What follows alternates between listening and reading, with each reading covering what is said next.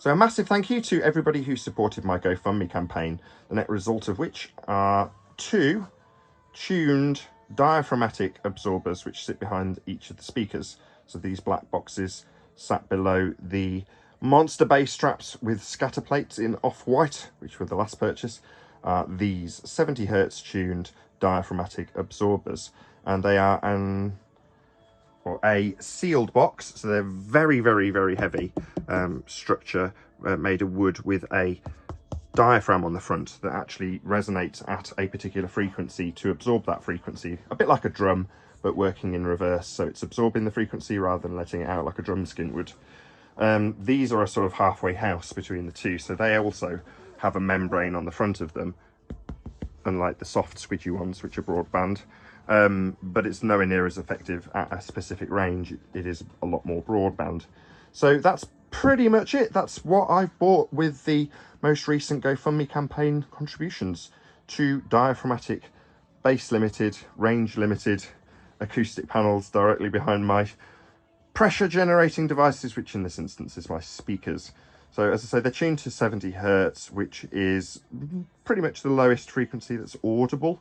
And although the sub will come in useful, because in the past there's been guests that have generated subsonic tones for whatever reason, and I can actually detect them and tell them to stop doing whatever they're doing that's causing that. And at the moment, with my amp still in repair after about 8 months, I'm not capable of doing that, as I don't actually have a subsonic generating device in the system. So if there's been any horrible subsonic frequencies during the show, then my apologies.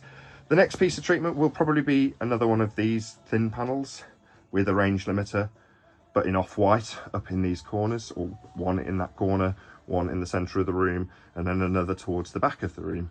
So that will be done on both sides of the room, so that there's essentially trapping throughout the majority of the corners of the room. And I'd hope that would be the final piece of my acoustic treatment. So hopefully there won't be a need to put any more pressure devices that may or may not be needed around the room. So if it's needed, I might get some higher pressure absorption on the back wall. Although for now, because there's an opening to another room, it doesn't actually seem to be the case that I'm getting any major problems with subsonic frequencies when I've tested. So if there are, after the last piece of treatment goes up in the corners, then there's a couple of spaces down there for a couple more diaphragmatic absorbers, maybe slightly narrower ones aimed at 100 Hz, as that's pretty much the only frequency that may need treating after the last few pieces of treatment go up in these corners. Hopefully it'll be the last pieces.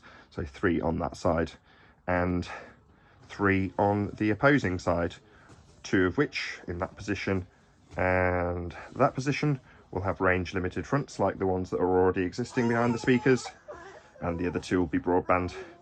But that's it, that's my update, as my youngest is getting a little bit fussy. Say hello to my Patreons, Clover. Say hello. Hello. Clearly not. Anyway, I'll show you one last time what I've actually bought with my most recent GoFundMe contributions. So thank you again to all who did contribute to that particular campaign. These 2 panels, the diaphragmatic 70 Hz Scopus tuned membrane / diaphragmatic absorbers. They get named by different people by different ways. These being membrane in my vernacular, and these being diaphragmatic in my vernacular. That's pretty much it. Second time I've said that. I will round out.